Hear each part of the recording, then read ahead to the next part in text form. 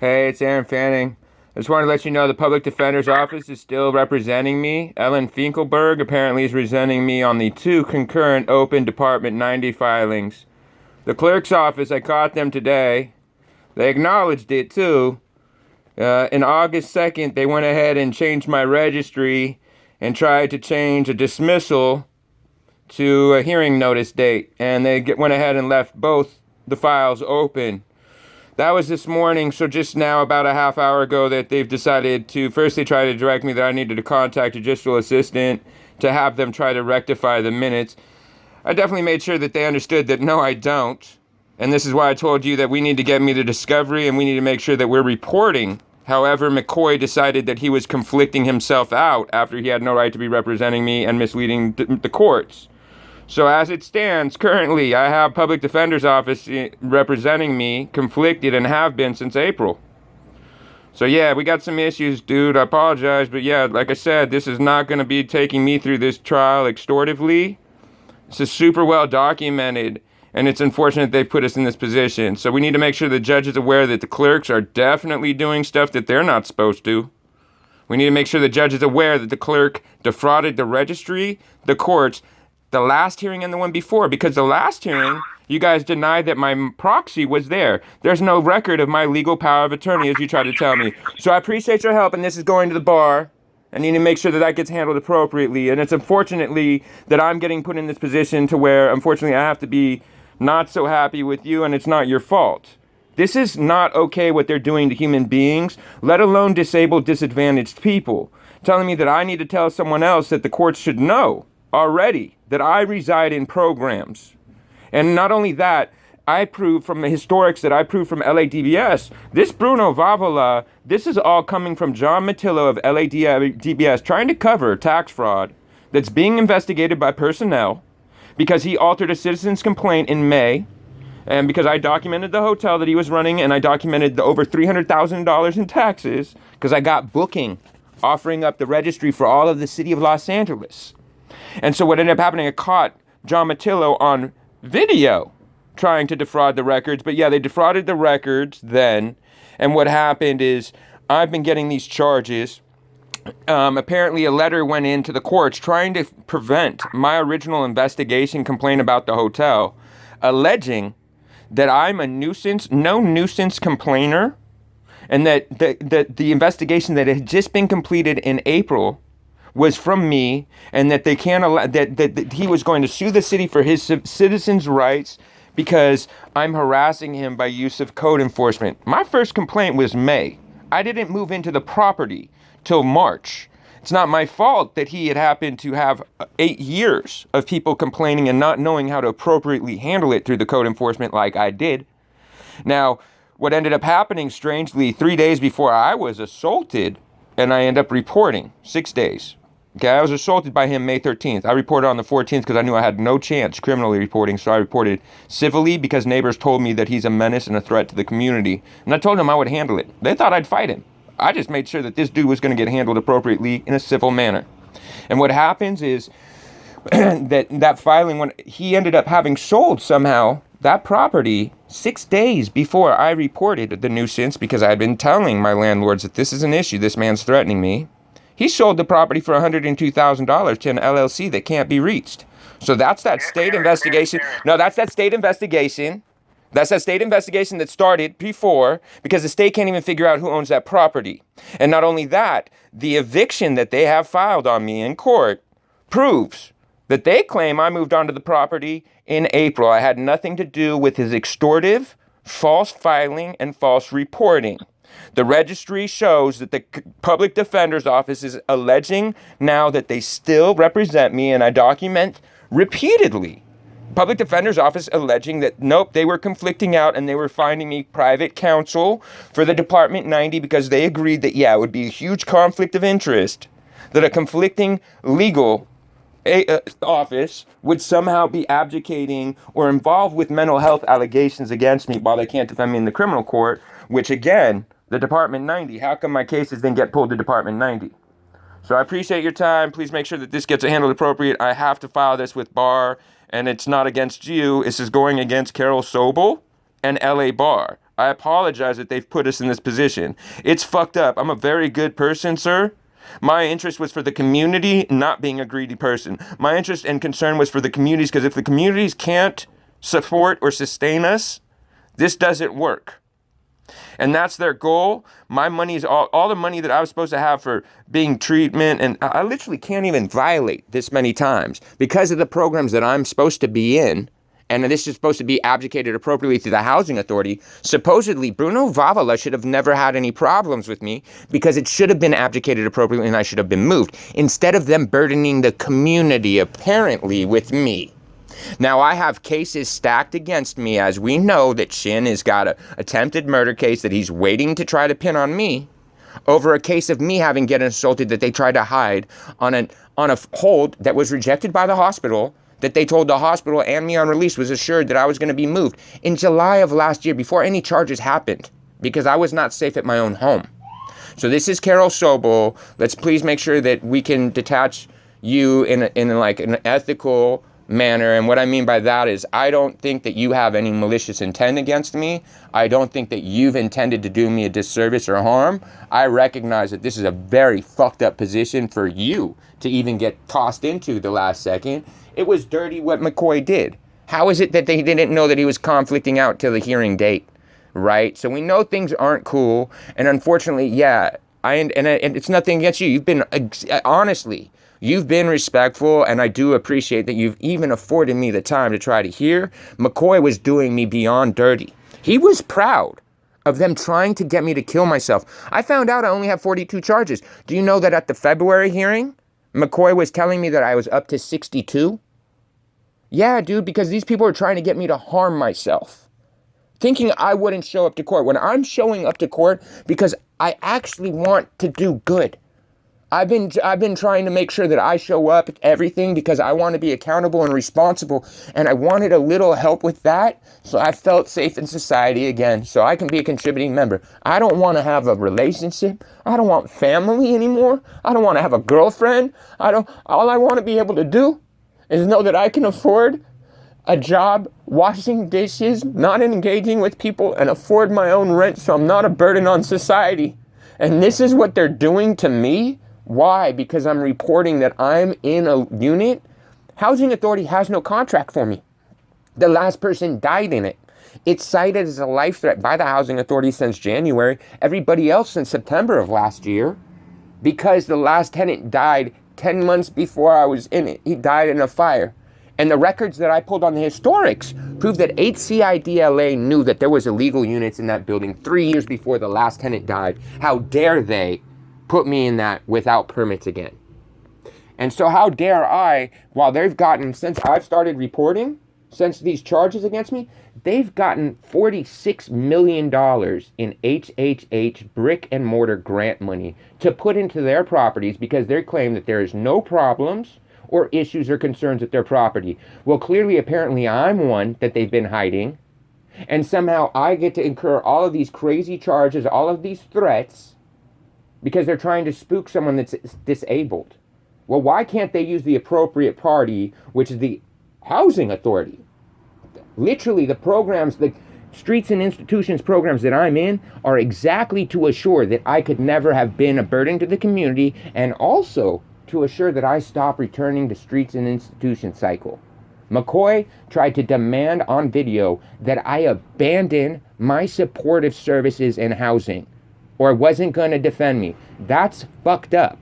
How about let's make sure that I get the appropriate assistance, and I should have been relocated so that Mr. Bruno Vavala wasn't being subjected to all of this shit that he's full of shit. Literally, I have a whistleblower's complaint in with the city's finance office based off of the fraudulent restraining orders that were handed to me. I filed those. And as you know, I never had the restraining orders in July of last year. I had stay-away orders. So I have the 2 physical copies that Sybil fraudulently created. So yeah, it's not cool that I'm calling Department of Mental Health Court that they're saying that I have two cases that they are open. They had no record of it being dismissed. Then I prove to them that I have the recording of the trial where it was dismissed. Call back later, they're telling me it's still they're open. Then they tell me that they researched it further and that yeah, don't worry, they're both closed. When the recording, the judge denied that there was two filings. I'm at a lot of threat. I didn't do anything wrong, sir. I don't not try to harm anybody. I'm not violent. I'm not aggressive. Literally, all I did to this Bruno Vavola is I filed that he has a hotel, and I knew how to file appropriately. LATBS tried to shut out neighbors for 8 years while they've literally taken over all the properties around him because he's such a nut nuisance. The dude's got 61 civil charges last time I looked. He had 42 when he first assaulted me. That's why I wanted nothing to do with the dude. I was like, oh, that dude's a fraud. And sure enough, what he does is just they sue out places and then they settle. He was in 2010 sued by the city of Santa Monica, not sued, he was the first person, quote unquote, criminally prosecuted and convicted for short-term stay hotel abuse. And they made a scene about him and oh, he had supposedly sold that property. No, he flipped it out into a bad LLC. And then he started doing the one in Venice. And they let him get away with it for 8 years till I am good at code enforcement. I'm very good at code enforcement. I make code enforcement do my bidding. Because I build monument stuff that they have no idea how things would even permit. I have to deal with agencies above and beyond them. That's why they're scared of me. Because they know that all of this housing, LATBS can't even permit it. These are state funds. This is state essential services facilities that they're providing. They're not allowed to build private asylums that are unregulated per a municipality's dictation of what's acceptable. No, that's what DSA, Division of State Architecture, is for. And that's why the costs have gone so crazy skyrocketed. I have video of John Matilla from LADBS, the buddy, who has been profiting off of the tax that they've been collecting in our city's name from across the street. 57-person, 5-unit occupancy hotel. Yeah. So I have video of him acknowledging that he knows for a fact that I could have built that bridge facility in Venice for $3 million and in 90 days and done it legal and habitable. And instead, he acknowledges that LAWA defrauded an extra $10 million. And not only that, he acknowledges, because it's a DSA job, because it's of record, they acknowledge that the state needed to do it in November. He acknowledges that, well, they couldn't have done owner-builder. They can't do no bid. And the reason is well, because how can you do no bid and say that a tent costs $13 million with state funds? Let someone else see if we can do it for cheaper. And that's how they're bleeding all of this funding out. It's not cool. I have him documented acknowledging that they know. He acknowledges that what's happened over at like I said, he's acknowledged that what happened over with Vavola, that he disclosed my legal name. Like, that's not cool. I'm in trouble for what? Do you realize that my landlords have been cited for their office that's in my building since September, before they got approved for the $14 million grant for a development across the street, claiming that they complied? And what I have LADBS finding in my building, first of all, LADBS tried to hide that barricaded fire escapes again in our building. Didn't send it to Housing Authority, didn't send it to HCIDLA. John Matilla closed it out. Then I got them on the property, and they found 3 commercial venues, including a hair salon that has no permits whatsoever. Their office that they built out, an executive office, 6-person office, out of a residential space. There's supposed to be 8 apartments in this building. There's 13 and 3 commercial units. They don't even have power meters for their office, so they can't comply. And so they weren't able to comply by the end of by the end of September. And in October, I have video of Bruno on my property with that Donald Reith dude preventing me from accessing my home to allow code enforcement to follow up so they would close it out. Things are wrong. Literally, it's just a money grab. And it's unfortunate, like, you know, hey, being a lawyer, recognize that Carol Sobel, as president of the National Lawyers Guild, that's why she files first in all of these matters that she's doing, all of this garbage that's happening in the streets. Why? Well, because because she merged both LA Bar with Long Beach Bar and her position with the National Lawyers Guild, well, if she doesn't like a defender, what does she get to do? Conflict them out. That's why some old lady, that her draftings is garbage. And that's coming from a high school dropout, autistic, with all they allege against me. I clearly can read right through it. That's trash. Even the thing is that they've built these bridge facility and all this housing. They're claiming that they got the variance with their own drafting of AB 1197. Yeah, well, that's how I stopped and proved that they didn't do anything right. And I videotaped that conversation with Bonin and Bonin's officials, everybody else, was while you got EPA to say that you could go ahead and build on things, that's fine. You still didn't seek permits from the proper authority, which is DSA. And they acknowledged that. Because so what if you got zoning variances from EPA, you still need to make sure that you have a habitable thing. And what ended up happening, not that only all that money just get pocketed, but so when COVID hit, they had to lower the occupancy in those facilities. Why? Because they're not fucking humanly habitable. And literally, it would have cost a lot less to do it humanly habitable. What they do at DSA is, the reason I met them is I built for Orange County Sheriff's Department, for their academy. I built their ceremonial plaza and built an 8'3" sculpture and an 8-foot sculpture. I'd never run into this code enforcement. Usually I fly through because I have really good command on it. And they don't question me because I have more experience. They build boxes. And I have to tell them how to do the math. But regardless, the 8-foot one, no problem. Usually I just put bolts in the ground. I'm good. 8'3", I hit this thing. It cost us almost $180,000 to comply because it's not a sculpture. Anything over 8 feet, even if it's a signpost, ends up being a unique structure because they want everything licensed and bonded to make sure that there's no liability in the long run because the state's doing all this. Yeah, so that's why you see campuses are all so replicant. Because they've already gotten the permitting, they went through the whole process. They know that this is safe and the code meets, so they just print it and run again. So they know what the cost expectations are. Not only that, these DSA, the reason that DSA builds things the way that they build it, instead of building we've built an office, but it's a DSA facility, they build and install the infrastructure so that it's convertible. And it's convertible for alternate uses. Not only that, every DSA facility in its code has emergency sheltering in place. Like the West LA courthouse and Mike Bonin's office over there, that's a DSA facility that's abandoned. And it literally, at no point, it would take nothing. It's in the charter and code for that property. This many people, this many bodies, this way.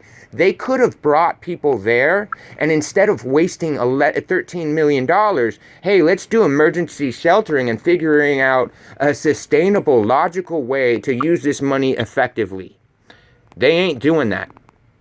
So please, I do need to be, I'm trying to be, and I am fully respectful. I realize you, unlike McCoy, didn't take on this situation and didn't approach me in any ill way. But you've been put in a very compromised position. The fact of the matter is that there's no record that I had a power of attorney and a proxy appear for me is all bad. Fact of the matter is that there's 2 now showing that I didn't appear. I appeared the other hearing. The clerk literally... Mr. Fanning, I appeared at the last hearing with your mom. I know, but the clerk says no. The clerk says that there was the only person that appeared was you. There's no record that I had anything there. It says that I wasn't there because of medical. Didn't explain what's going on. We know that things aren't right. We know that I shouldn't have this case. We know that it's bullshit that the judge didn't know that I had a stay away order. He was told that I had a restraining order from the start.